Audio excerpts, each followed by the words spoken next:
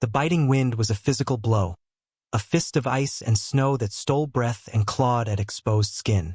She stumbled, the white world tilting and swirling around her. Her legs gave out, and she crumpled into a drift, the fine crystals immediately beginning their insidious work, seeping through the thin soles of her boots, chilling her bones. Above her, the vast, indifferent sky was a bruised gray canvas. Below, the snow offered no solace, only a colder, quieter oblivion. Desperation was a cold, hard knot in her stomach, joining the ache of hunger and the profound exhaustion that weighed on every muscle. She had walked for what felt like an eternity, leaving behind the place that had betrayed her, the people who had cast her out with whispers and averted eyes. Abandoned.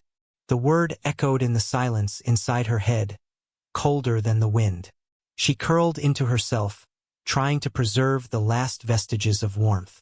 Dying here, alone in the snow, felt like a quiet, inevitable conclusion to a life that had offered little kindness. Then, through the swirling white, a shape. Dark, solid, impossibly large. A building? A barn? Hope, a fragile, dangerous thing, flickered. With a supreme effort that felt like tearing her soul from her body, she pushed herself up. Each movement was agony, her limbs clumsy, numb. She stumbled forward, the snow dragging at her feet, the wind pushing her back. The shape resolved into a stable, rough-hewn log solid against the storm. A light, faint but undeniable, gleamed from a window in a nearby house, a beacon in the storm.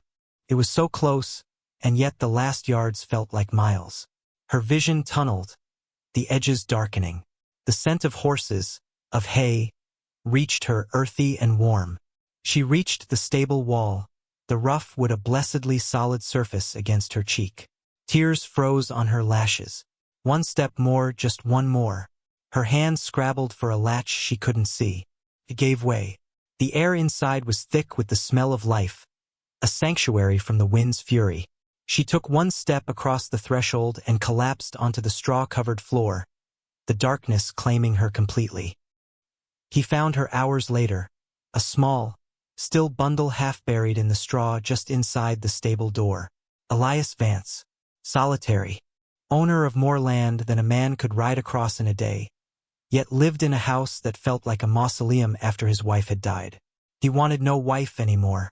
No complications, no vulnerability, no loss. Just the land, the horses, the silence. But finding a woman, frozen and likely dying, on his property was a complication he couldn't ignore. Not without discarding the last tattered remnants of decency he clung to. He knelt, his movements economical and careful. She was thin, dressed in clothes ill-suited for the harsh Montana winter. Her face, pale and drawn, was framed by tangled brown hair stiff with ice. He felt for a pulse, finding a faint, thready beat beneath the skin of her wrist. Alive, barely. A sigh escaped his lips, a puff of white in the cold air. This was trouble. Unwanted, messy trouble. He stood, looking down at her for a long moment, his face unreadable, carved by the sun and the wind and something older, harder. He wasn't built for softness, for nursing women back from the brink. His life was one of stark lines and practical necessities. Yet, leaving her here to die was not one of those necessities. He was strong, his hands calloused from work. Carefully, he scooped her up. She weighed next to nothing, a disturbing lightness that spoke of starvation and hardship. He carried her towards the house, her head lolling against his shoulder. The wind still howled, but inside the stable, and now with the fragile warmth of another human being in his arms, it seemed slightly less absolute. He pushed open the back door of the silent house with his shoulder and carried her into the kitchen, the warmest room. He laid her gently on the worn rug by the stove. The smell of wood smoke and old coffee filled the air. He straightened, looking down at her, his expression still guarded. He didn't know her name, didn't know where she came from, or why she was alone and half dead on his land. All he knew was that, for now, she was his responsibility. A responsibility he resented, but one he wouldn't shirk. Not yet. He needed to get her warm, get something into her. He moved with a quiet efficiency, like a man used to relying only on himself. The storm outside raged on, isolating them in the vast, white landscape. Inside, the small, still woman by the stove represented a sudden, unwelcome intrusion into a carefully ordered solitude. She woke slowly, the haze lifting by degrees. There was warmth, blessed, profound warmth, sinking into her bones. The air smelled of wood smoke and something she couldn't place, perhaps dust and old memories. She was wrapped in thick blankets, lying on something soft. A bed? No, something lower, a rug perhaps? She blinked, her eyes adjusting to the dim light. A fire crackled in a hearth nearby. The silence was broken only by the pop of burning wood and the gentle rhythm of her own breathing. She shifted, a jolt of pain shooting through her limbs, the ache of deep cold and exhaustion. She was alive. The realization settled slowly, a quiet astonishment.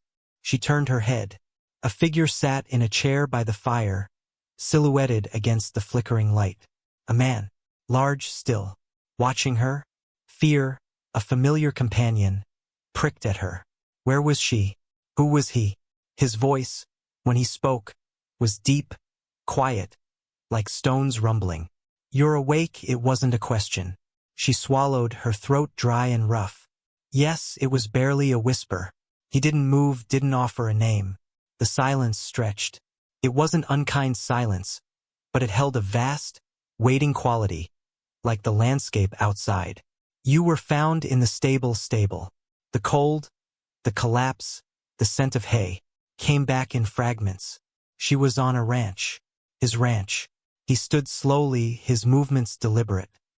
He wasn't young. His hair grizzled at the temples, his face weathered. But he moved with a quiet power that was unnerving. He walked to a table and poured water from a pitcher into a tin cup. He brought it to her, offering it wordlessly. Her hands trembled as she took it, the tin cool against her fingers. She drank greedily, the water like a lifeline.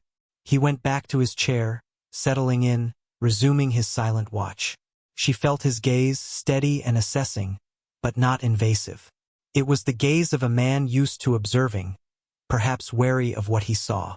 She still didn't know his name, didn't know why he'd helped her. He hadn't asked her name either. The air was thick with unspoken questions. She felt vulnerable, exposed in her weakness. Yet a strange sense of safety began to uncurl in her chest, fragile as a new leaf. He hadn't hurt her. He had brought her inside, given her warmth and water. It wasn't kindness, not in a soft or gentle way, but a stark, necessary act, like tending to a downed animal. She was the animal, broken and in need of shelter. She didn't resent the comparison. Survival was a practical matter. She had to be practical now, had to recover, gain strength. She looked around the room. It was spare, clean, masculine, functional. Not the home of a man who cared for appearances, despite the implied wealth of the ranch. It was the home of a man who lived alone, by choice or circumstance. The fire crackled, chasing the chill from the air. Outside, the storm still raged, a wild beast attempting to breach the solid walls. Inside, a fragile truce held between a man who wanted solitude and a woman who had nowhere else to go. She closed her eyes, letting the warmth sink deeper, listening to the quiet sounds of the house. She was alive, and for now that was enough. Days bled into a week, then two. The storm finally blew itself out, leaving behind a world of blinding white under a sharp, clear sky. She had recovered physically, her strength returning slowly with the sparse but regular meals the rancher provided. Elias. She had learned his name eventually, though not from him directly. It was the name the few hands who worked the ranch, stoic men like their employer, used when they rarely appeared at the house. He still spoke little to her, their interactions a study in economy. He would leave food on the table, indicate tasks that needed doing, sweeping, simple mending, helping with the few chores around the house suitable for someone recovering. She performed them quietly, diligently. Work was a language she understood, a way to justify her presence, to feel less like a burden. She watched him. He spent his days outside, riding the fences, tending to the stock. When he was inside, he was often by the fire, reading worn books, or simply sitting in silence, staring out at the vast landscape. His silence wasn't empty. It was filled with a contained intensity, a quiet watchfulness. She sensed deep reservoirs within him, perhaps of pain, perhaps of resilience similar to her own. He never asked about her past, never pried. This was a mercy. She offered nothing, needing to keep that part of herself locked away. She was Sarah. That much she had offered, hesitantly, and he had received it with a simple nod. Sarah. Not the woman who had been betrayed, the woman who had lost everything. Just Sarah. The routine settled, a quiet rhythm. The house, once a place of fear and uncertainty, became a place of cautious normalcy. The warmth was a constant comfort, the solid walls a protection against the world outside. The silence between them was no longer awkward or fearful, but simply present, a space where two solitary people existed alongside each other, respecting the boundaries they both seemed to need. One evening, as she was clearing away the supper dishes, he spoke, his voice low. "Winter's only just begun," she paused, a plate in her hand. It wasn't a conversation starter, but a statement of fact, heavy with implication. She understood. Her time here was temporary. She was recovering, yes, but what then? She had nowhere to go.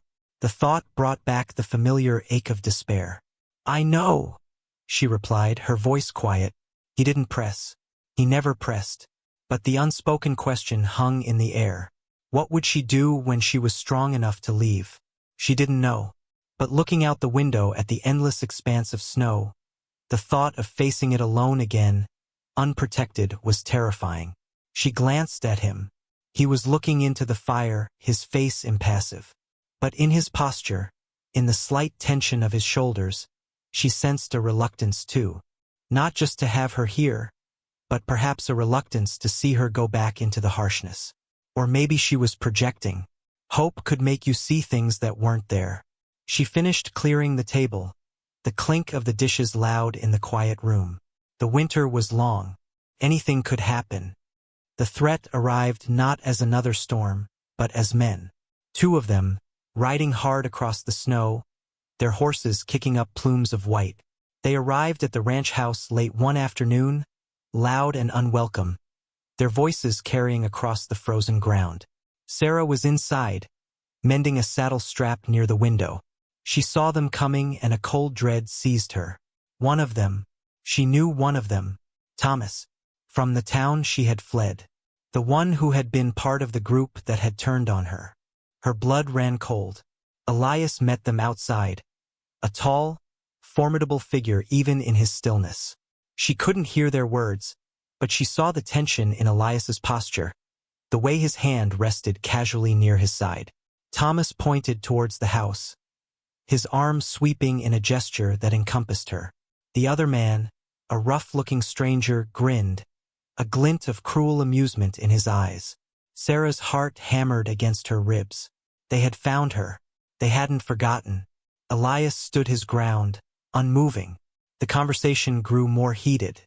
Thomas gesticulated wildly, his face red with anger or perhaps the cold. Elias remained impassive, like a rock in a turbulent stream.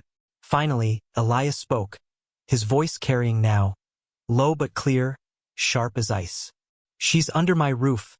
The words were a declaration, a boundary drawn in the snow. Thomas scoffed, stepping closer, lowering his voice. But the menacing tone was clear even to Sarah inside. "That woman's got a reputation, Vance. Ain't fit for decent folk. We got a mind to take her back." Sarah flinched. Reputation. The lies they had spread.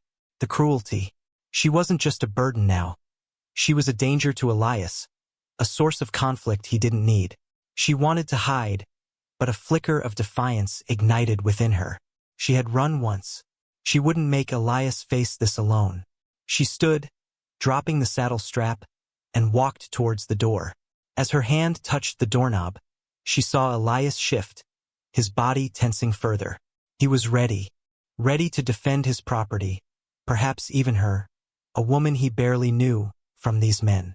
The thought was both terrifying and strangely empowering. She opened the door and stepped out onto the porch. The cold air hit her, but she barely felt it. Thomas's eyes widened in surprise when he saw her. "Well, looky here," the stranger sneered. Sarah met Thomas's gaze, holding it steady. There was no fear in her eyes now, only a quiet, steely resolve. Elias glanced at her, a flicker of surprise in his usually impassive face, quickly masked. He didn't tell her to go back inside. He simply stood beside her, a silent, imposing presence. The dynamic shifted. It was no longer just Elias against the two men. It was Elias and Sarah. A unit, however temporary or unspoken. "She doesn't want to go with you," Elias stated, his voice flat, final. "She ain't gotta say," Thomas spat back, taking a step towards the porch. "She's got my say," Elias replied, his hand moving subtly towards his side. The message was clear. The air crackled with tension. The wind seemed to hold its breath. This was the test. Thomas hesitated, glancing at the imposing figure of Elias Vance. Then at Sarah, who stood taller than he remembered, her gaze unwavering. He knew Vance's reputation: quiet, formidable, a man who handled his own business without fuss and didn't back down. His partner, sensing the shift, mumbled something about it not being worth the trouble. Thomas, fueled by grudges and the long cold ride, wasn't so easily dissuaded, but the certainty in Vance's stance and the unexpected resilience emanating from Sarah gave him pause. He glared at Sarah, his face contorted with petty malice. "You think you're safe here? Ain't nobody safe forever." It was a threat, hollow now, lacking the conviction he'd arrived with. He turned to Elias. "This ain't over, Vance." Elias didn't respond, his eyes steady, assessing. The moment stretched, taut as a drawn bowstring. Then, with a final, frustrated snarl, Thomas swung onto his horse. His partner quickly followed suit. They turned their horses sharply and rode back the way they came, disappearing into the vast white emptiness. The silence that descended after they were gone was heavy, profound. Sarah let out a breath she hadn't realized she was holding. Her legs felt weak, but she remained standing beside Elias. He still hadn't said anything, hadn't looked directly at her since she stepped onto the porch. He stood there for a long moment, watching the receding figures, his body slowly relaxing from its coiled readiness. He wasn't a man who needed thanks, she knew, and she didn't have the words anyway. The act of standing beside her, of claiming her as under my roof against a tangible threat, was more eloquent than any speech. It wasn't affection, not yet, perhaps not ever. It was something else. Respect, acknowledgement, a simple, stark refusal to let cruelty prevail on his land. Perhaps all of it. She didn't need to define it. She only needed to feel the solid ground beneath her feet and know she was not alone in this moment. He finally turned, his gaze meeting hers. There was no triumph in his eyes, only a deep weariness, the mark of a man who had faced down trouble before. He looked at her, really looked at her, perhaps for the first time, seeing not just the woman he'd pulled from the snow, but the one who had faced down her tormentor with quiet dignity. A flicker of something unreadable passed between them, a shared understanding forged in the crucible of that tense moment. He nodded, a small, almost imperceptible gesture. Then, quietly he said, "Best get inside. It's getting colder." It was a return to the practical, the understated. She nodded back, a small smile touching her lips, genuine and unafraid for the first time in months. She turned and walked back into the house, leaving the door open for him. He followed, closing it against the lingering chill of the outside world and the retreating threat. The ordeal had changed something, subtly but irrevocably. The boundary between them, once a stark and necessary defense, had softened. It wasn't a surrender of his solitude, nor a demand on her part. It was simply space made. Space for two people, shaped by loss and hardship, to exist together, finding strength not in forgetting the past, but in facing the present, side by side. The winter still stretched ahead, long and challenging. Life on the ranch would remain hard, the world outside still vast and often cruel. But as Sarah stood by the fire, the warmth sinking into her bones, she knew she would face it with a quiet resilience she hadn't known she possessed, and not alone. The journey from collapse in the snow to standing tall on the porch had been more than just a physical recovery. It had been a reclamation of spirit. And in the quiet presence of the stoic man who had unexpectedly offered her refuge, she found not a rescuer, but a fellow survivor, walking the same unforgiving land.